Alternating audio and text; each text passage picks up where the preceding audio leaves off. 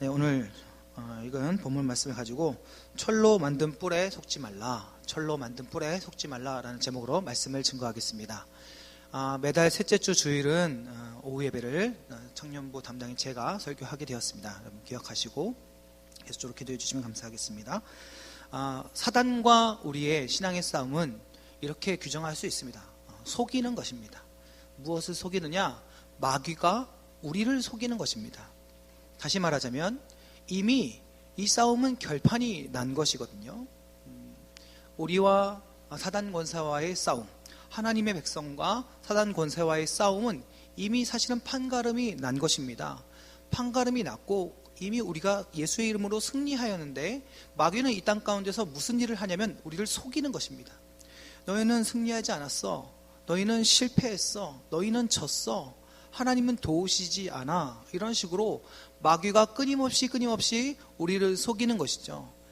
때로는 어떤 자에게 직접 그러한 마음을 불어넣어 주거나 들리는 소리로 우리를 무너뜨릴 수도 있습니다만, 대부분의 사단이 우리를 속이는 여러 가지 작업 중에 하나는 그 세상의 것들로, 세상의 가치관으로 우리들에게 자꾸 이야기를 하는 것입니다. 다시 말하자면 우리가 믿고 있는 하나님보다 더 큰 것들, 우리가 믿고 있는 하나님의 힘보다 더 실질적인 힘들을 우리 눈앞에 펼쳐줌으로써 당장 눈앞에 있는 것으로 인하여서 하나님을 향한 신뢰와 믿음을 무너뜨리게 하는 것이죠.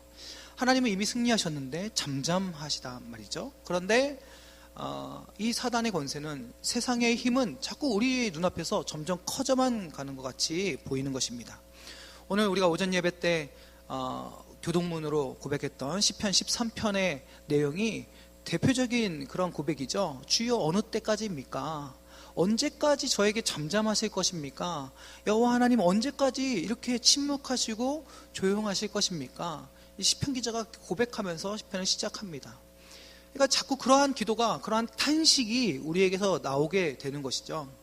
언제까지 하나님 이렇게 하실 겁니까? 왜 이 땅은 공의롭지 않습니까? 하나님, 왜 나의 환경은 만족스럽지 않습니까? 하나님, 내가 이만큼 했는데 왜 하나님께서는 내게 주시는 것이 없습니까? 이러한 계산적인 표현까지, 이것이 다 사단이 우리를 속이는 것입니다.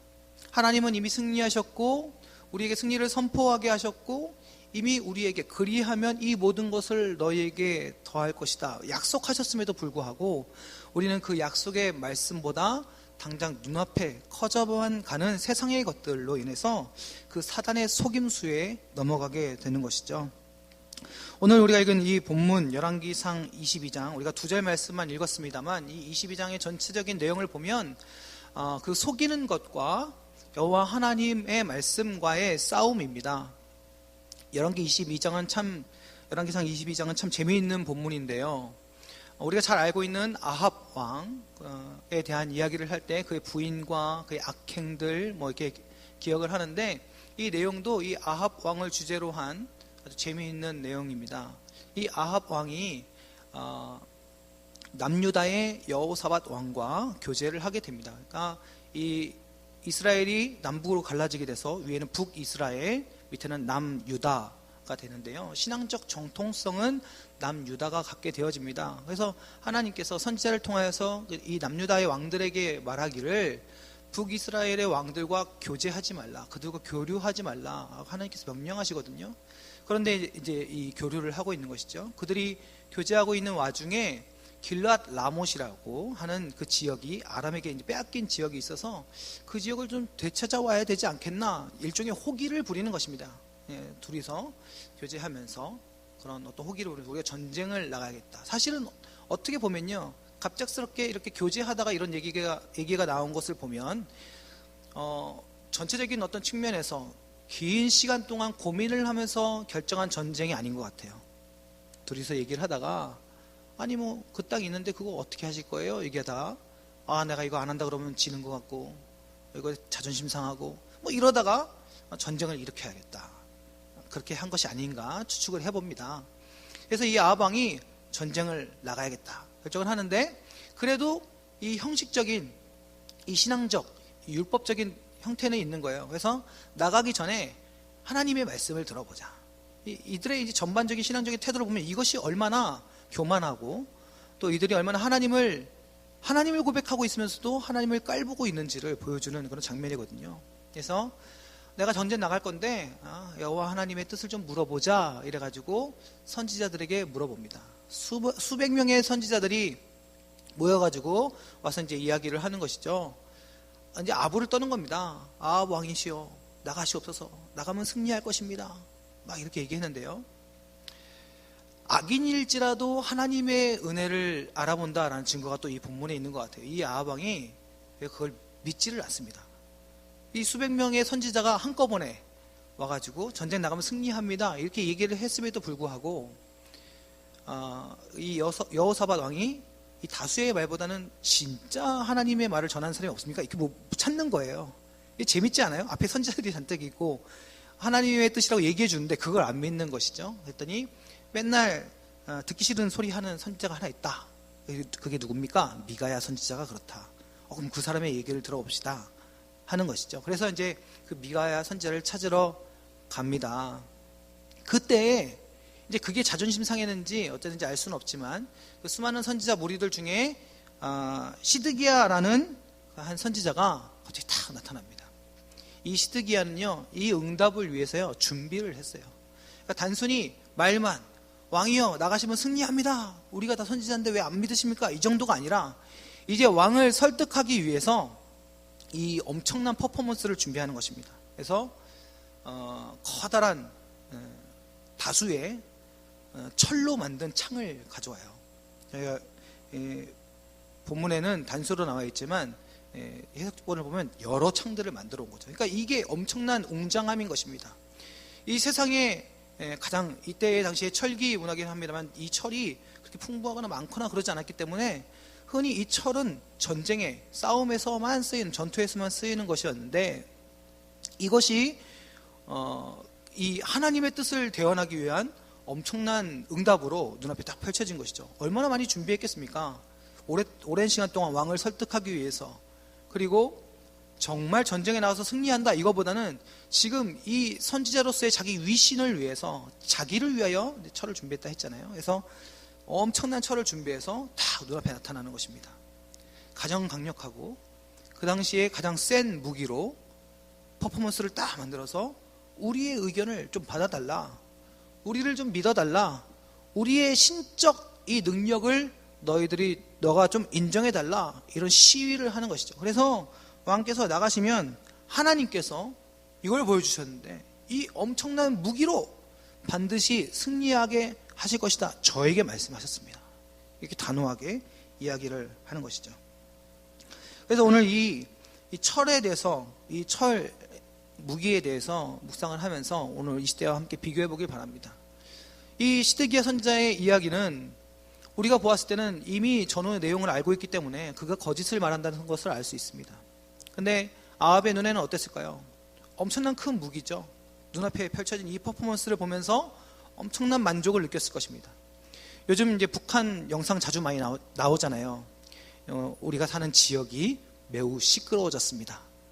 우리만 북한과 사이가 안 좋아가지고 티격태격하는 정도가 아니라 이제는 전 세계의 열강들이 우리 주변을 둘러싸고 전쟁을 한 해 만에 미사일이었네, 로켓이었네, 방어체제를 구축하네, 안 구축하네, 심지어는요 주중에 북한에서 정변이 일어났다 이랬다가 또 아니다 또 정전기사 나고 난리가 났습니다. 난리가. 그런 와중입니다. 딱 보면서 그 북한 영상 보면은 무기가 쭉 지나갑니다. 엄청나게 큰 노동 1호 이런 미사일, 핵미사일 같은 게 쫙 지나가죠. 그 안에 진짜 가득 차 있는지는 모르겠지만 어쨌든 껍데기인지는 모르겠습니다만 쫙 위시하고 지나가는 겁니다. 그러면은 앞에서 제일 뚱뚱한 분이 어떻게 하고 있어요? 이러고 있습니다. 만족스러운 거죠. 커다란 무기들을 보면서 어떤 생각이 들겠습니까? 저걸로 되겠나? 뭐 이런 생각이 듭니까? 그 모든 군사들이 그냥 털끝 하나까지 다 제식을 맞춰가지고 축축축축 하는 그 세력을 보면서 나의 위세가 이렇구나, 우리가 이렇게 강하구나 자랑하는 거죠. 그걸 찍어서 전 세계에 또 쫙 보여주면서 우리 북한이 이렇다 하는 것입니다. 선전하는 거죠. 전시하는 거죠. 그런 효과인 거죠. 이 여호와 하나님께서 이걸 보여주시면서 나가서 싸우면 이 강력한 무기처럼 우리가 반드시 승리할 것입니다. 딱 위세를 드러내는 것입니다. 근데 하나님이 어떻게 싸우십니까? 여러분, 하나님이 싸우는 방식이 무엇이죠? 성경 전체적으로 보십시오. 하나님께서 그의 군대를 불러 모으셔서 싸우시는 것을 본 적이 있습니까? 야, 수가 부족하다. 이거 쪽수가 부족해서 싸울 수가 없구나. 하나님께서 그래서 막 그 사사들을 세우시고 족장들을 세우시고 그의 장수들을 세우셔가지고 왕들을 세우셔가지고 사람들을 불러 모아라 막 이러면서 그렇게 싸움을 하셨습니까? 하나님은요, 그런 위세를 싫어하셨습니다. 좋아하신 적이 없어요. 이 이스라엘을 선택하실 때 하나님이 뭐라고 말씀하셨는지 아세요? 내가 이스라엘을 선택하는 이유. 왜 하나님께서 이스라엘을 선택하셨습니까? 유대인들이 노벨상을 많이 받아서 선택하셨습니까? 왜 이스라엘 백성을 선택하셨습니까? 너희들의 수가 작기 때문에 선택했다라고 말씀하십니다. 너희들이 한없이 약한 민족이기 때문에.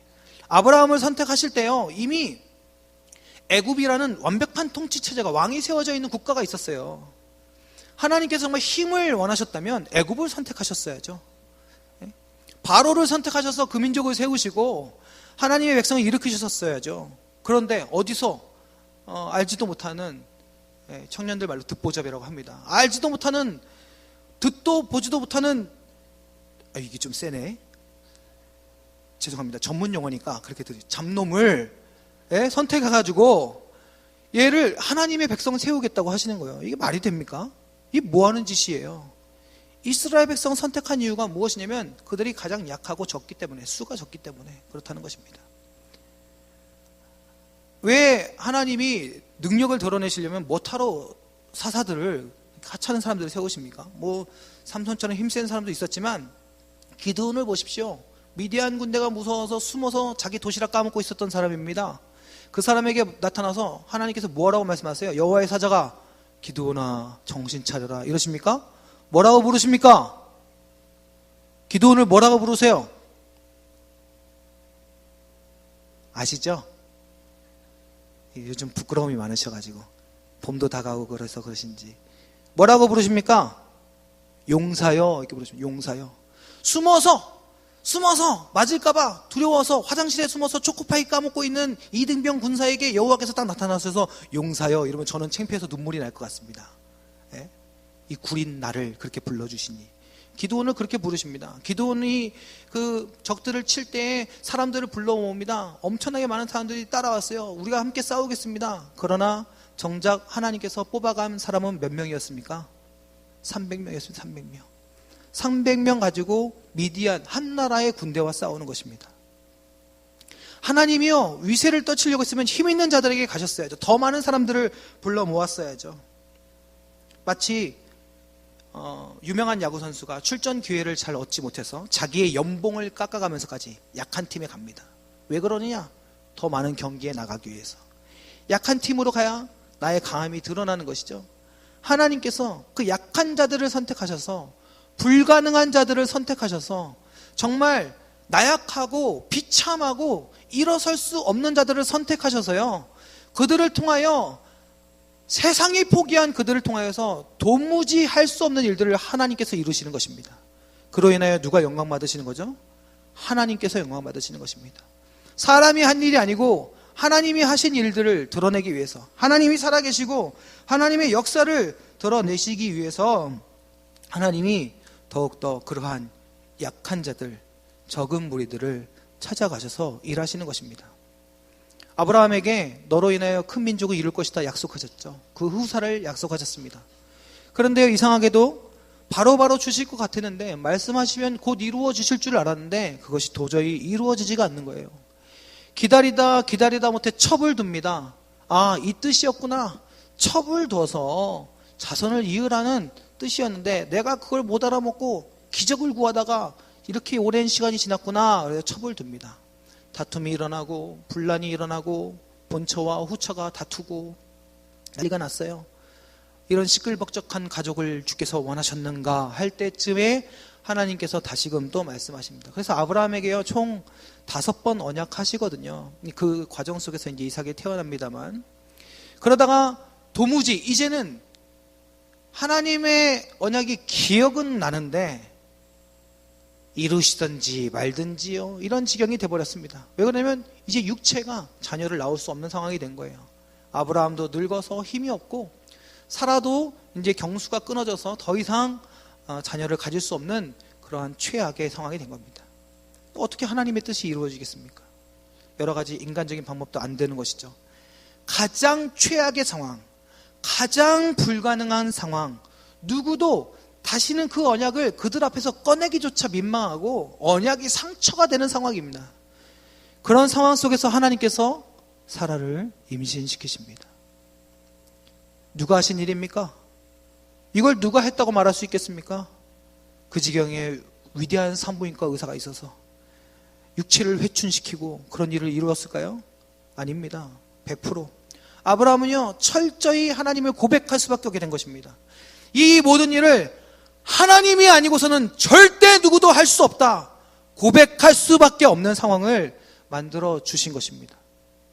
이 일을 통해서 누가 영광 받으셨습니까? 하나님이 영광 받으신 것입니다. 하나님이 드러나고 하나님만 주인 되시는 놀라운 역사가 그 연약함을 통해서 일어나게 된 것입니다. 우리가 누구를 의지하겠습니까? 우리가 누구를 기대하겠습니까? 우리가 어떠한 세상의 지혜로, 세상의 능력으로 우리가 이러한 세대를 감당할 수 있겠습니까? 하나님의 지혜를 뛰어넘을 수 없는 줄 압니다. 여러분, 이 땅의 위정자들은 전쟁을 일으키고 국민을 가난하게 하며 이 땅의 어떤 기근과 불평등과 여러 가지 어려움을 주는 이 세상의 모든 위정자들은 다 멍청해서 그렇습니까?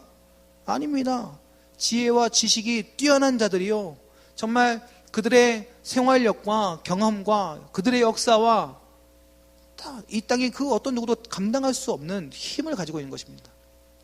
엄청난 부를 축적하고 물리적인 힘을 가지고 있는 자들입니다. 지혜로운 자들입니다. 세상의 권세를 다 가지고 있는 자들입니다. 그런데 그러한 사람들이 통치하는 이 세상은 어떻습니까? 그들 스스로 마귀의 도구가 되어지고 있음을 깨닫지 못하고 있는 것입니다.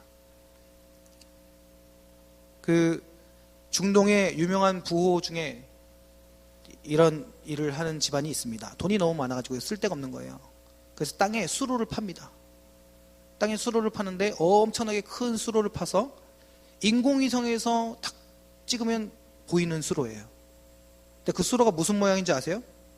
그 집안의 글씨입니다. 아자르 집안입니다. 아자르. H, A, Z, A, R 이렇게 지구에 문신을 새기는 거예요. 돈이 많아가지고요. 여기 또 은혜의 적용을 다르게 하셔가지고 나도 저렇으면 하시면 안 됩니다. 순간 유혹에 넘어가지 마시기 바랍니다. 여러분, 부러운 게 아니에요. 이 땅에 썩어 없어질 것에 붙들려서 생명을 맡기고 살아가는 자들이 그 잠시 잠깐의 권세를 가지고 마치 영원을 소유한 양 그렇게 살아가는 우매한 짓거리고 불쌍한 것입니다. 세상의 권세가 그렇습니다. 세상의 지혜가 그렇습니다. 우리가 정말 마음으로 바라고 있고 지금 오늘날 이 세대를 살아가면서 우리가 심령으로 추구하고 있는 것이 무엇인가를 돌아보아야 할 것입니다. 우리가 하나님과 반대되어지는 저 세상의 뿔, 저 세상의 철창을 우리가 소망하고 있는 것은 아닌가. 우리도 어쩌면 저 눈앞에 펼쳐지는 하나님의 모습, 하나님의 은혜를 가장한 세상의 껍데기를 가지고 세상의 사단의 작전들을 가지고 우리가 눈으로 보고 바라보면서 저것만이 우리의 답이다, 저것만이 우리의 소망이다, 혹시 바라보고 있지는 않는가 돌아보기를 소망합니다. 하나님께서요, 이 미가야 선지자를 통해서 말씀하시는 거죠. 이 미가야 선지자가 딱 옵니다. 맨 처음에는 딱 와가지고 왕께서 나가시면 승리할 겁니다 이렇게 얘기해요. 데리러 온 사환이 얘기를 하거든요. 지금 다른 선지자들이 다 가면 이길 거라고 했다. 너 분위기 깨지 마라. 좋게 가자. 얘기를 하는 거예요. 가가지고 좋게 얘기합니다. 아, 왕이시여, 가시면 승리할 겁니다. 덕담을 던졌어요. 참 재밌는 일이 또 벌어집니다. 아합이요, 똑바로 얘기 안 해? 이러는 거예요. 재밌죠? 그러면 미가야까지 가라 그러네? 가야 되잖아요. 자기의 소원이 이루어지는데. 그런데요, 거기서 이렇게 얘기해요. 내가 너 똑바로 얘기 안 해? 진짜 하나님의 말씀을 얘기하란 말이야. 이게 믿음이 좋은 건지 안 좋은 건지 이게 참 헷갈려요. 그렇죠? 그래서 얘기를 딱 합니다. 그랬더니 그때 미가야가 얘기합니다. 천상에서, 하늘에서 회의가 벌어졌는데 여호와 하나님께서 이러한 주제를 내어놓으셨다는 거예요. 저 밑에 아합 왕이 너무나 악질이고 나쁜 놈인데 내가 저놈을 죽여야겠다. 내가 저놈을 끝내야겠다. 누가 갈래? 했더니 어떤 한 천사가 손을 들고 제가 하겠습니다. 지략이 있느냐? 예, 제가 전쟁을 일으켜가지고 아합 왕이 호기롭게 나가게 하겠습니다. 여러 선지자들이 왕이시여 승리할 것입니다. 이렇게 얘기하면 좋아서 나갈 겁니다. 나가가지고 죽게 하면 됩니다. 하나님이 나이스 이러면서 그렇게 한 거다. 미가야가 그렇게 이야기를 하는 것입니다. 분노를 합니다. 이거 봐라, 좋은 얘기를 한 적이 없어 막 이러면서. 그러면 안 나가야 되잖아요. 그리고 또 전쟁이 나가요. 이 의식이 되니까 또 어떻게 합니까? 옷을 바꿔 입어요. 자기는 쫄병 옷을 입습니다. 그러고는 나가요. 뭐 쫄병 옷 입으면 총 안 맞습니까? 아니, 총은 없죠. 네, 화살 안 맞습니까? 결국에 화살에 맞습니다. 그리고 결국 죽임을 당하게 되는 것입니다. 하나님께서 보십시오. 하나님께서 아합을 죽이기로 작정하셨으니 그는 죽을 수밖에 없는 줄 믿습니다. 하나님이 작정하시면 죽는 것입니다. 하나님이 결단하시면 누구도 벗어날 수 없는 것입니다. 사랑하는 성도 여러분, 마찬가지로 하나님이 작정하시면 그 백성들은 살게 되는 줄 믿습니다. 여러분, 우리를 살리는 것이 철병거, 철창, 세상의 권력, 세상의 무기가 아니라, 새로 만든 그 큰 창이 아니라 여호와 하나님의 작정과 그의 선택하심과 그 하나님의 거룩하신 능력, 그의 십자가의 권능이 우리를 살리시는 줄 믿습니다. 우리가 이 믿음의 백성들이 하나님 바라보지 않고서는 단 한 명도 살 수 없는 것입니다. 우리가 잠시 잠깐 돈이 많을지라도, 우리가 잠시 잠깐 건강할지라도, 우리가 잠시 잠깐 내가 갖고 싶은 것들을 갖고 있을지라도 하나님이 우리를 붙들어 주시지 않으면 우리는 죽은 목숨인 것입니다. 여러분, 이 마지막 때에 우리가 주의 백성으로 살아가면서 우리가 가장 붙들어야 할 것이 무엇입니까? 바로 아버지 하나님의 능력인 줄 믿습니다. 그의 구원하심인 줄 믿습니다. 주께서 우리에게 주신 이 영원하신 말씀인 줄 믿습니다. 그 하나님의 선택하심과 능력을 붙들 때 우리는 비로소 살게 되는 것입니다. 하나님이 약속하신 영생을 묵상하십시오. 이 시간의 역사 속에서 그 마지막이 이루어지고 우리 주님이 약속하신 영원한 새하늘과 새 땅이 우리들에게 주어지는 그 은혜의 부르심, 그 믿음의 백성들이 가장 온전한 때, 가장 아름다운 때, 가장 완전한 때로 우리 주님과 온전히 하나 되어져서 아담이 범죄하기 이전 우리 주님과 항상 교제하고 그가 하는 모든 일이 주의 일이 되었듯이 우리가 그 완전한 기쁨과 자유함 속에서 우리 주님과 함께 영원히 거룩한 기쁨 속에 살아가는 은혜를 여러분 상상해 보시기 바랍니다. 우리가 사는 세상을 요즘에 헬조선이라고 합니다. 그만큼 살기 힘든 것이죠. 우리 청년들이 어떤 세대를 살아가는지 아십니까? 예전에는 3포 세대였습니다. 3포 세대. 세 가지를 포기한 세대다. 뭔지 아세요? 3포 세대. 연애 포기, 결혼 포기, 출산 포기. 그만큼 청년들이 살기 힘든 그런 세상이라는 것입니다. 4년제 대학 졸업하면 뭐합니까? 일자리가 없습니다. 일자리에 들어가면 뭐합니까? 안전하지가 않아요. 정규직이 아닌 거예요. 결혼하기도 쉽지 않죠. 포기할 수밖에 없는 것입니다. 학교 다니느라 얻어냈던 그러한 빚들 직장생활하면서 갚느라 정신없습니다. 그러다가 이게 7포 세대가 됐습니다. 7포 세대. 3포 플러스 집을 살 수가 없습니다. 도저히 혼자 벌어서는 집을 살 수가 없죠. 인간관계도 포기해야 됩니다. 이 기간제, 이 계약직에서 살아남으려면요, 야근까지 열심히 해야 겨우겨우 살아남을 수 있거든요. 희망 포기해야 됩니다.